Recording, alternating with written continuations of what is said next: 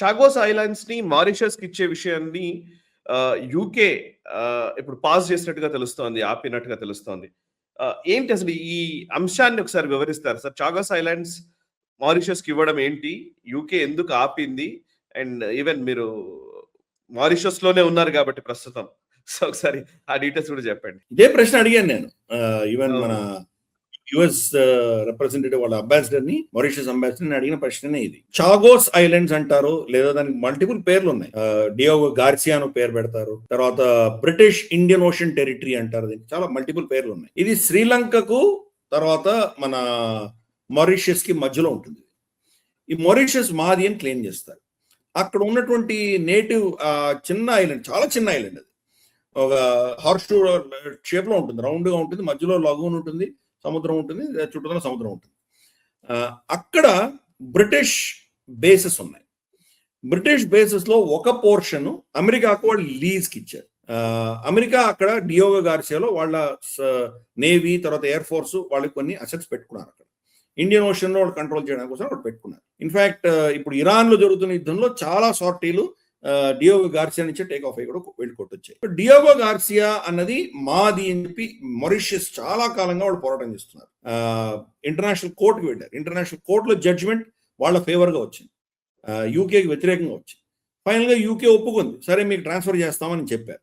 కానీ ఒక కండిషన్ పెట్టారు, లీగల్ గా మీకు ట్రాన్స్ఫర్ చేస్తాం కానీ మేము ఇక్కడి నుంచి పోం, మేము ఇక్కడే ఉంటాం, ఇంకో 50 ఏళ్ళు ఉంటాం, సో మాకు లీజ్కి ఇచ్చినట్టు రాసివ్వండి, మేము ఉంటామని అన్నారు. మారిషస్ ఏమని దానికి ఒప్పుకుంది. సరే, నా లీగల్ గా నా టెరిటరీ నువ్వు ఒప్పుకుంటున్నావు కదా, నా టెరిటరీ అయిన తర్వాత 50 ఏళ్ళు 20 ఏళ్ళు ఎప్పుడు చూద్దాం అది ఏమవుతుందో, ప్రస్తుతానికి నాకు ట్రాన్స్ఫర్ చేయని చెప్పింది మారిషస్. యూకే దానికి ఏం చేసిందంటే సబ్లీజ్ అమెరికాకి ఇచ్చింది కాబట్టి అమెరికా పర్మిషన్ అడిగింది. మరి నువ్వు కూడా ఒప్పుకుంటే మనం దీన్ని ట్రాన్స్ఫర్ చేద్దాం మారిషస్కి అని చెప్పి అడిగితే, డొనాల్డ్ ట్రంప్ ప్రభుత్వం కొన్ని 6-7 నెలల క్రితం కరెక్ట్ మనం ట్రాన్స్ఫర్ చేయాలి, మంచి పద్ధతి చేద్దాం అని చెప్పి ఒప్పుకున్నారు, ఇన్ ప్రిన్సిపల్ ఒప్పుకున్నారు. కానీ వాళ్ళ క్లియరెన్స్ లెటర్ ఇంతవరకు రాలేదు. అమెరికా నుంచి క్లియరెన్స్ మేము మాకు కూడా సమ్మతమే అని చెప్పి వాళ్ళ దగ్గర నుంచి లెటర్ వస్తే అప్పుడు పార్లమెంట్ లో చర్చించి పార్లమెంట్ లో దాన్ని, బికాస్ టెరిటరీని మీరు ఇంకో దేశానికి అప్పచెప్తున్నారు కాబట్టి దానికి పార్లమెంట్ క్లియరెన్స్ కావాలి, పార్లమెంట్ లో దాన్ని ప్రవేశపెట్టి దాన్ని ఆమోదం తీసుకొని ట్రాన్స్ఫర్ చేసి ఉండొచ్చు. ఇప్పుడు ఆ ప్రక్రియ ఆపేశారు యూకే వాళ్ళు. ఎందుకు? అమెరికా దగ్గర నుంచి ఇంకా క్లియరెన్స్ రాలేదు. దాంతో ఇప్పుడు మళ్ళీ రెడ్ వచ్చి మళ్ళీ మొదలయ్యాని మనకు సామెత కూడా ఉంది మనకి. మళ్ళీ మళ్ళీ ముందు నుంచి చర్చలు మళ్ళీ ఇదంతా మళ్ళీ మొదలైంది. ఆల్రెడీ ఇంటర్నేషనల్ ఆర్బిట్రేషన్ లో మారిషస్ పక్షాన వచ్చినటువంటి జడ్జిమెంట్ ని ఈ రోజు ఇంప్లిమెంట్ చేయడానికి ఇది పరిస్థితి.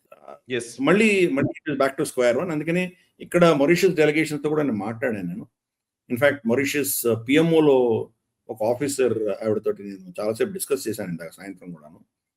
They are not at all happy. వాళ్ళు చాలా ఇదిగా ఉన్నారు.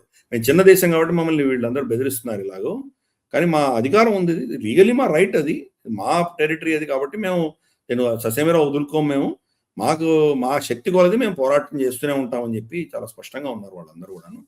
బట్ చూద్దాం, let us see what happens. ఈ వీడియో మీకు నచ్చినట్టయితే లైక్ చేయండి, 10 మందికి షేర్ చేయండి, అలాగే కామెంట్ల రూపంలో మీ అభిప్రాయాలను మాతో పంచుకోండి. Nationalist hub group of channels ను సబ్స్క్రైబ్ చేసుకుని తెలుగునాట జాతీయవాద జర్నలిజాన్ని ప్రోత్సహించండి. ఈ వీడియో కింద ఉన్న బెల్ ఐకాన్ పై క్లిక్ చేయడం మర్చిపోవద్దు.